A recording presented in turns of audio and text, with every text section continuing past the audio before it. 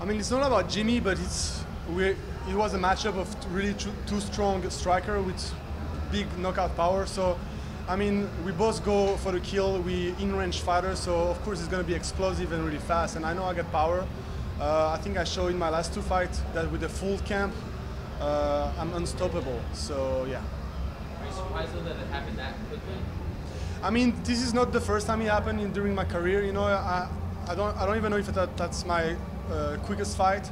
So it's all depend, you know, about, first of all, I thought that was because of the level of my opponent before the UFC, but even in the UFC, I see this happening again. So I think that's just because of my knockout power. Do you think that when he fell to the ground, it was kind of like a punch, but also pushed him, that that's when he knocked himself out, the impact of his head on the mat? Did you notice that? I mean, I don't even know. Of course, I pushed him down because I wanted him on the floor. I wanted him on the floor so I can keep doing my ground pound. And I mean, if the head touched the ground, that's because already the light is off.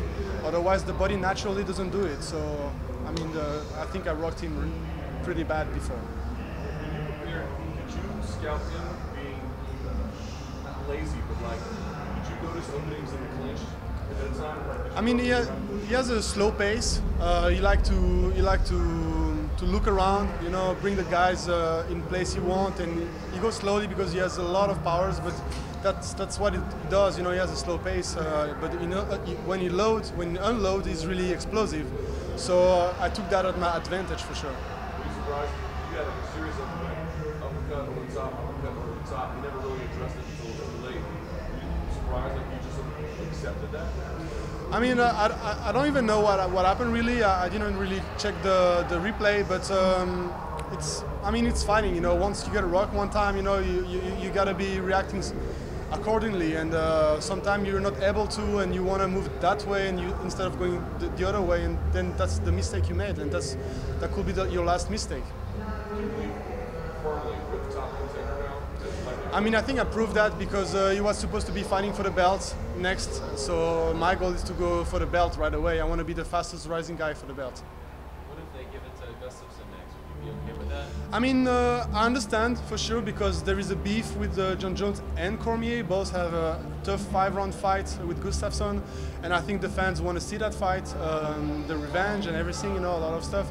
And it's a lot about what the people want to see too. You know, you got to make exciting matches, but I think I'm gonna be able to come there and make an exciting fight because I know I'm gonna knock both of them out.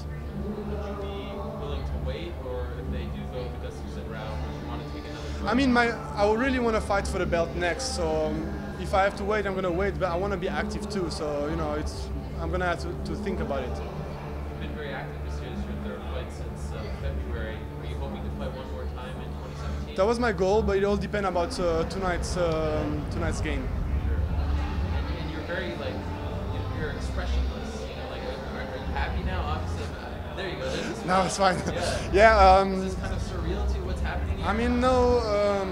I mean, I thought about it. I thought about that for a long time. I mean, this is like the accomplishment of like 10 years of training. You know, I started like no, actually 7 years of fighting. But I've been training more.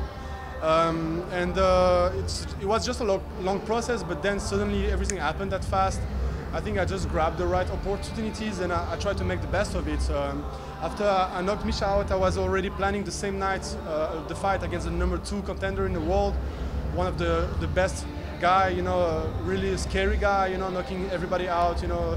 And even that night, the same guy in my corner was saying, "Oh, it's too risky, this and that," you know. And I was, "No, it's not risky, you know. Like I don't need to choose my opponent. I don't need to take my time. I don't need, you know. I got this energy going, and I wanna keep on proving the world, you know. So if I didn't have time to rest, you know, I didn't have time to rest, to take a vacation and stuff, you know, enjoy a little bit of time. I was really tired after my last camp.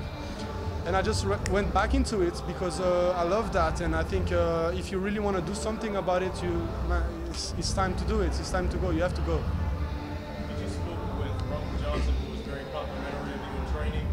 How important was his insight into his former opponent, Jimi Mauwa? I mean, I was lucky that he came back. Let's not say out of retirement, but he came back to help me in the gym 2 times. That was good because I need also some really strong sparring partners, you know. So because me and Johnson, we do always when we spar, we do all it's a war, you know, like we go hard, really hard.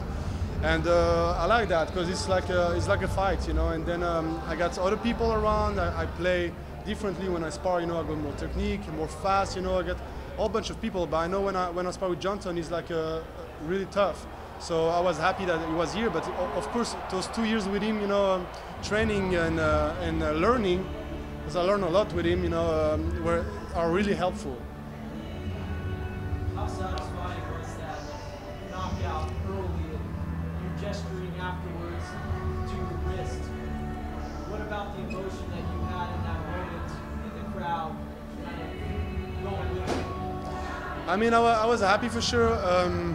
This is, I think, also a good proof that my new nickname suit me well because I got no time, and I think that's why also because I knock people out really fast, and I wanna go for the belt also really fast.